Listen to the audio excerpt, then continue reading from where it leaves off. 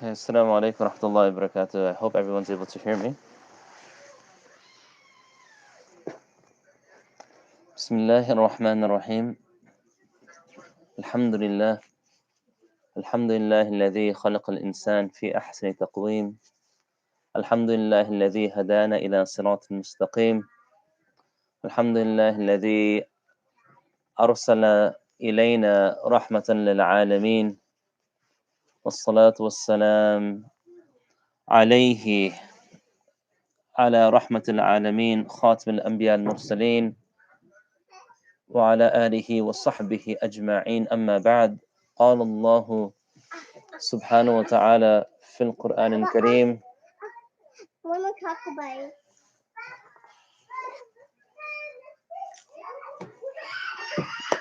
يا أيها الذين آمنوا لا تقدموا بين يدي الله ورسوله واتقوا الله إن الله سميع عليم يا أيها الذين آمنوا لا ترفعوا أصواتكم فوق صوت النبي ولا تجهروا له بالقول كجهر بعضكم لبعض أن تحبط أعمالكم وأنتم لا تشعرون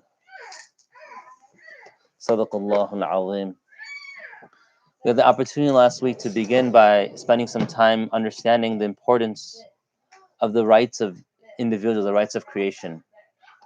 And this week we begin the actual Surah Al-Hujurat with the first verses of Surah Al-Hujurat that actually go in quite depth into the rights that people have over us. And it's important for us to note that the rights of people is so important to Allah subhanahu wa ta'ala that He will actually forgive us for our transgressions against Him before He forgives, He will forgive us for our transgressions against Him, before He will forgive us for transgressions against His slaves and servants, unless His slaves and servants forgive that individual who transgressed them. So it is extremely important for us to note that all of us should be careful to be wary of the rights of one another. And sometimes it doesn't take much, but we can break someone's heart. And so Allah subhanahu wa ta'ala in Surah Al-Hujurat, just want to pull up my notes in PowerPoint. Actually, it's narrated that there was a group from Banu Tamim that came to the Prophet sallallahu alaihi wasallam. And when they came to the Prophet sallallahu alaihi wasallam, they came to become Muslim. And when they came to become Muslim, now what's beautiful about these verses, amongst many, many things, is that these verses initially are going to speak about what was revealed regarding some of the best Sahaba radiallahu anhu. Now all the Sahaba are great. Radiallahu anhum wa radu an. Allah is pleased with them and they're pleased with Him. فَإِنْ آمَنُوا بِمِثْلِ مَا آمَنْتُمْ بِهِ فَقَدْ اهْتَدَوْا. If we have belief the way Allah subhanahu wa ta'ala has belief, verily we'll be guided. However, sometimes we think that they are so high that Allah subhanahu wa ta'ala cannot reprimand them. Allah subhanahu wa ta'ala reprimands even the Prophet sallallahu alaihi wasallam for our benefit, our lesson within Quran in different places. Abasa wa tawalla an ja'ahu al-a'ma wa ma yudrika la'allahu yazakka. And this is a reality that no human being is above the law of Islam. And so when you have people like Abu Bakr radiallahu anhu, Umar radiallahu anhu, may Allah be pleased with them, their families, and accept all their works and efforts and allow us to be their companions in paradise, we see that the deen is at one level playing field that all of us have the ability to engage in, and subsequently the ability to what? Succeed and excel in. And we also have the ability to falter in. And if we falter, everyone will be held to account. And that is the first lesson for today. In fact, we see the narration, the historical narration of Khalid bin Walid radiallahu anhu, that when he came to in one of the battles in the time of Abu Bakr radiallahu anhu, the opposing commander Jarja had come to Khalid, and he asked Hazrat Khalid radiallahu anhu to come forward. I want to speak with you before the battle begins. So Khalid radiallahu anhu accepted his request and went forward. And when he went forward, Jarja, he said that I want to know, is it true that you have a sword that's been descended from the heavens? And that sword that's been descended from the heavens has been sent to you from God, and you cannot lose because of it. And Khalid bin Walid, he didn't accept that false claim. Rather, he said that that is not true. Rather, I have been given the nickname Saifullah, the sword of Allah, for the intensity by which I have been unsheathed against those who are the enemies of Islam. Now, Khalid bin Walid radiallahu anhu then was asked by Jarja that, what do you call us to? And he told them that we call you to Allah, to Islam. And then he said, will we be like you? And Khalid radiallahu anhu said that you'll be better than us. And Jarja was confused. How? He said, because we came in a time where we were in the presence of the Prophet ﷺ, and we believed. But you've come later at a time where you did not see his presence. And if you bring belief, then you can be even better than us.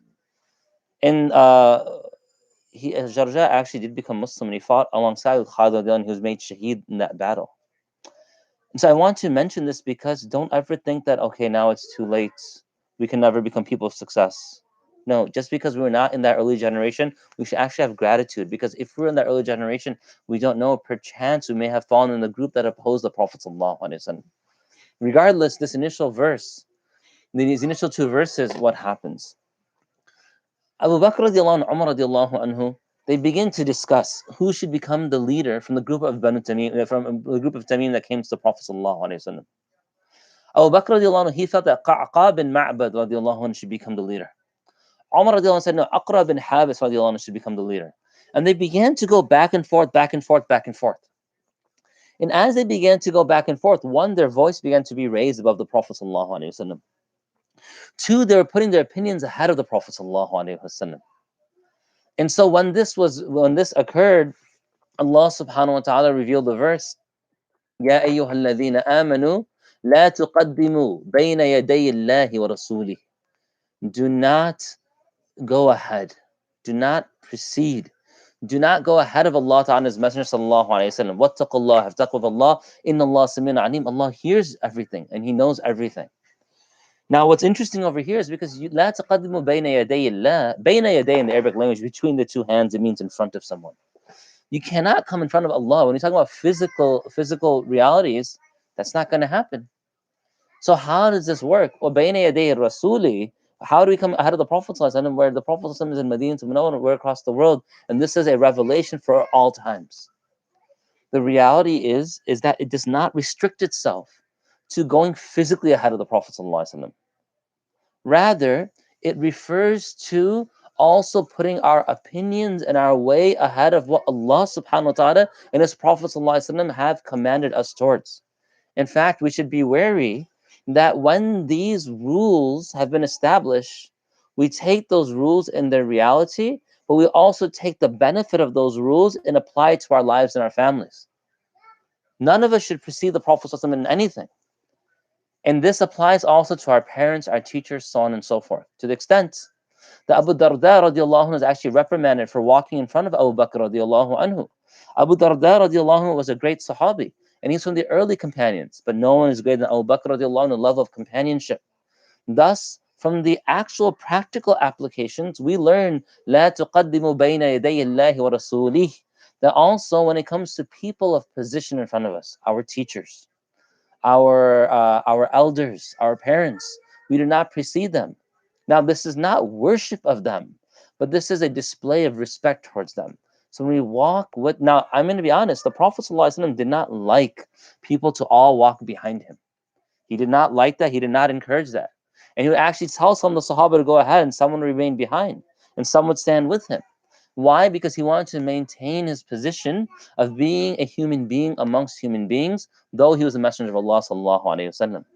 But out of respect, when we are walking and conversing, we should try not to go in front of those whom we try to honor.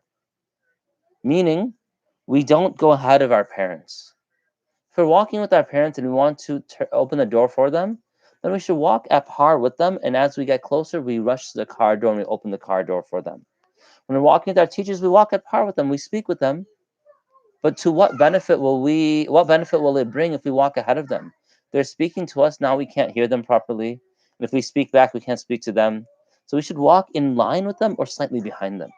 This is not a requirement, but this is an adab. So we're walking with our parents to the house. We should walk with them. We should enjoy their company. As we get closer to the door, we should race ahead of them and we should open the door for them. Okay? Also, our opinions, we should not place them in a place where they do not belong. What does this mean? Sometimes elders are having conversations and talks, and those elders are discussing matters that belong to them. And perhaps we are privy to those conversations. It is not necessarily befitting that we voice our opinion unless asked. Now, look, if you have been made to be part of the conversation and they put you in that situation, then they put you there so that you can speak. I'm not saying that.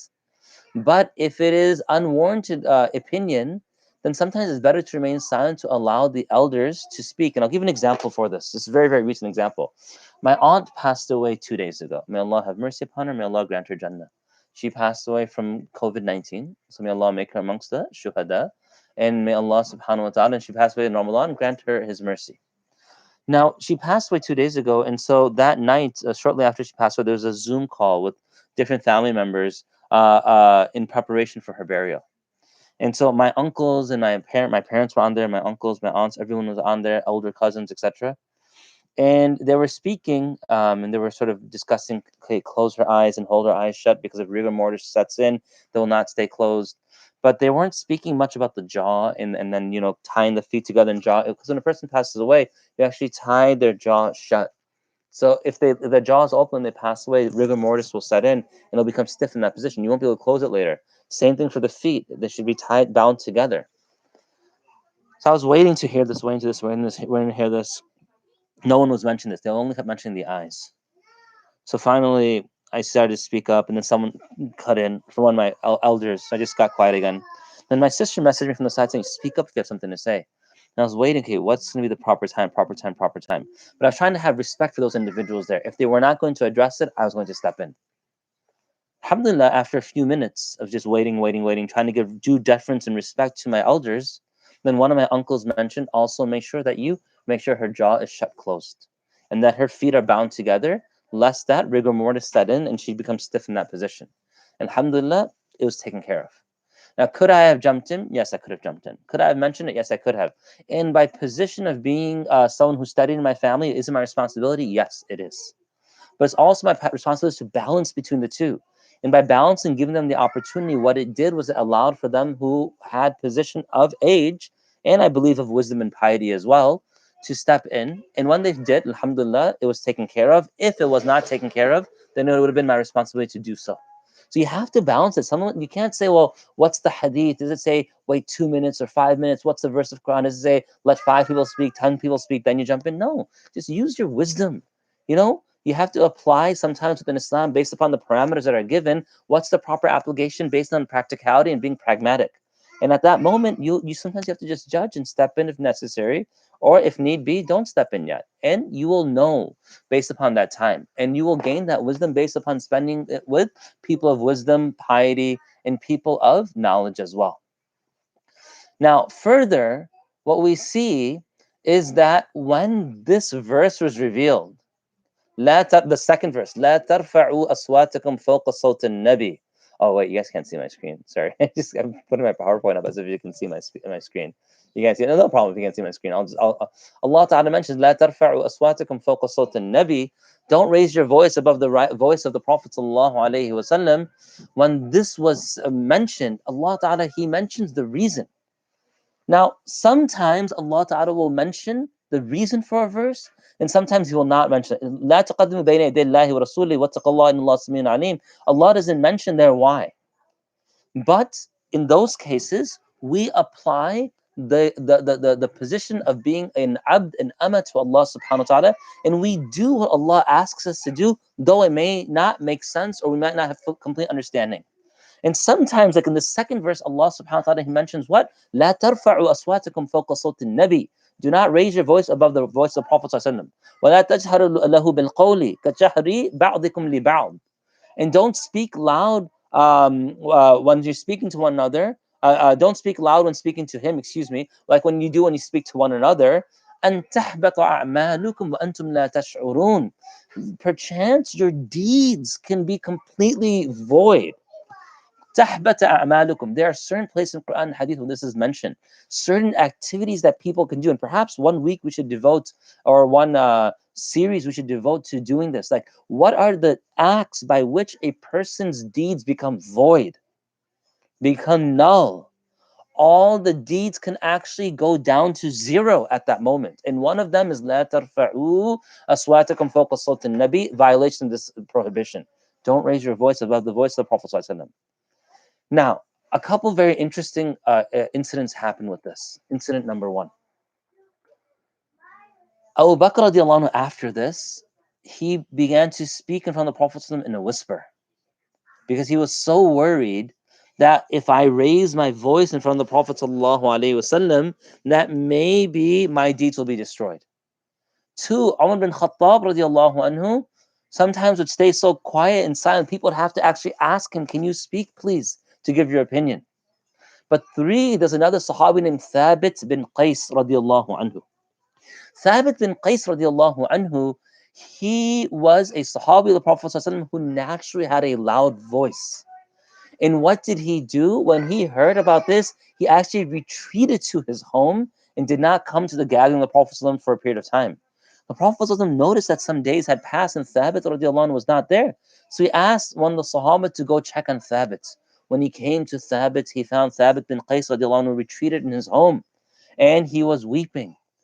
And he said that I cannot. Why was he weeping? Because he missed the company of the Prophet ﷺ, and he was worried that this verse applied to him. He said, if I speak, my voice is so naturally loud that when I speak, it may fall into this category and all my deeds will be ruined. So he chose to be away from the Prophet ﷺ, which for a Sahabi is one of the greatest sacrifices a Sahabi has to make. And secondly, when Thabit bin Qais radiallahu anhu chose this, it was he didn't want to see his deeds ruined. Now, what didn't happen? I want to cover what didn't happen. What didn't happen here was Abu Bakr radiallahu anhu, Umar radiallahu anhu didn't say, oh, this is speaking about someone else, it's not speaking about us. And unfortunately, sometimes when we come across a verse, what do we sometimes say? Oh, this doesn't apply to us, it doesn't apply to me, it applies to someone else. No, we should always think that it applies to me, but how does it apply to me? And I'll get into that shortly. Secondly, Thabit bin Qais radiallahu anhu, he didn't say something along the lines that, and Umar Abu Bakr radiallahu anhu, excuse me, didn't say something along the lines that, oh, we are the great companions of the Prophet ﷺ. Rather, they looked at themselves as low in the eyes of Allah subhanahu wa ta'ala, though they were great, because of the fact that they were truly humble. And we should also look at that as being a quality within us. How do I humble myself? And if you have to fake it initially, fake it. Eventually, it'll become a reality, inshallah. An-naql wal-asl. It's initially copying, eventually it becomes fake it till you make it. It becomes a reality. It becomes essential, a part of us. Also, what we see over here, that Thabit bin Qais, Thabit bin Qais radiallahu anhu, he didn't say something along the lines of, well, my voice is naturally loud, so it doesn't apply to me. We're so quick to give ourselves excuses. I'm not saying don't eat on a table. Go ahead, eat on a table, etc. I'm not saying don't do that. But Muslims nowadays, if for example they're told you eat with your hands, you eat with a fork or spoon, etc., they'll say, "Oh, there were no tables in the time of the Prophet ﷺ. There was not silverware in the time of the Prophet ﷺ." I don't know. Was there not? There's evidence of tables being there and utensils being there. But regardless, why do we always jump to justify our actions rather than saying maybe this is something I should do? Again, I'm not saying eat at a table, don't eat at a table. I'm not saying use your hands, use utensil. I'm not saying that. What I'm saying is we're so quick to say it doesn't apply to us. How can we be people who think a hadith or Quran doesn't apply to us? Hadith, Quran applies to everyone. So we should think right away that, does this apply to me? Yes, it does. However, am I able to apply this ruling? Maybe there's room for differences, etc., and then allow that difference to subsequently be understood, and then maybe not apply to ourselves. There are things that don't apply to us anymore, or maybe they do. I mean, but there's difference of opinion out there. But our initial result should not be, oh, you know what? It doesn't apply to me. In fact, if you look at the last verses of Surah Al-Baqarah, they were revealed, the last two verses in Isra and Mi'raj, Two, the Prophet has mentioned that the verses here carry such benefit that they're from the hidden treasures of Allah Ta'ala. Three, it's mentioned in Hadith that they're from the treasures beneath the throne of Allah Subhanahu wa Ta'ala. Four, they were given an Isra and Miraj, so it was from the gifts the greatest king gave to his servant. Regardless of all of these things, when the verse before those two verses came to the Prophet ﷺ, لِلَّهِ مَا فِي السَّمَاوَاتِ وَمَا فِي الْأَرْضِ وَإِن تُبْدُوا مَا فِي أَنفُسِكُمْ أَوْ تُخْفُوهُ, that if you make clear in tubdu ma fi anfusikum aw tukhfu, or if you hide it, yuhasibukum bihillah, Allah will hold it to account. When this was mentioned, the Sahaba radiallahu anhu became very worried, and they came to the Prophet ﷺ, and they said, "O Messenger of Allah, what is apparent we understand, our deeds we understand, but even our thoughts and our desires, that will also be held to account." Look what the Prophet ﷺ tells them. He says, don't be like those people. وقالوا سمعنا وعصينا واسمع غير المسمع وراعنا لينا بأسنا وطعنا في الدين. Don't be like those people who said سمعنا وعصينا, we listen, we disobey. Like the Bani Israel, some of them did say this. Rather, say what? سمعنا. So the Sahaba said, what should we do? He said, say سمعنا, we listen. وأطعنا, we obey. غفرانك, but we seek your forgiveness, O Allah, for any time that we may fall short. So when they were given this revelation that even the thoughts and desires will be what? Held to account, they asked the Prophet, what should we do? Say sami'na wa ta'ana. And that's what they said. They said, sami'na wa ta'ana ghufranaka rabbana wa ilayka al-masir. Allah was so happy that they were willing to align themselves even with the difficult revelation. What did Allah Ta'ala do? He reveals as a verse that the آمن رسول ما أنزل إليه من ربه المؤمنون كلنا آمن بالله وملائكته وكتبه ورسله لا نفرق بين أحد من رسله وقالوا سمعنا وأطعنا غفرانك ربنا وإليك المصير. That this was revealed because of the Sahaba radiallahu anhum being so willing to. And what happens? Mansukh, the verse of what's in our hearts and our minds being held to account, was removed, abrogated till the end of time. It doesn't apply anymore unless you consciously bring a thought into your mind that we shouldn't bring into our minds. So we should be very, very careful to say, when a verse is there or hadith is there, how does it apply to me? Not it doesn't apply to me. So how does this apply to us? First thing, that we should recognize that acts and deeds may seem small, but their result can be big. أَن تَحْبَطَ أَعْمَالُكُمْ وَأَنْتُمْ لَا تَشْعُرُونَ. Your deeds can be annihilated and you don't even know, as the verse mentions. So we should be extremely careful to not ever what? We should be careful to recognize those deeds that can destroy all of our actions. And we should never think a deed to be too small. Secondly, we should never raise our voice in front of the Prophet ﷺ. This would be in his resting area. Where he is buried today in Madinah Munawwara, we should not raise our voice in that area. Furthermore, when we hear the hadith of the Prophet ﷺ, which is the speech of the Prophet ﷺ, we should immediately lower our voice. The verse, إِذَا قُرِئَ الْقُرْآنُ فَاسْتَمِعُوا لَهُ وَأَنصِتُوا لَعَلَّكُمْ تُرْحَمُونَ. That's when Quran is recited, we become quiet. This verse, لا ترفعوا أصواتكم فوق صوت النبي, when hadith is recited, we should become quiet. Now, I want to give some advice to everyone, and please don't take this personally. Sometimes we see that hadith is being mentioned in the masjid, and people are engaged in conversation, or they're praying, or Quran is being recited in the masjid and people are engaged in conversation or they're praying. We should recognize if we're having dars or a halaqah, etc., let the people finish their prayer. Let the people finish their conversation. It is not appropriate for us to just begin to start reciting verses of Quran and people are sitting, or to begin to recite hadith and people are sitting. No, because then they are required to lower their voice. We should never have dunyawi talk in the masjid, but if they're having some necessary talk, then we should let them complete what they have to complete, or those people should be asked to step outside. And it should be done with tact. It should be done with tact. Anyway, we've reached the half hour over here, so I'm going to stop.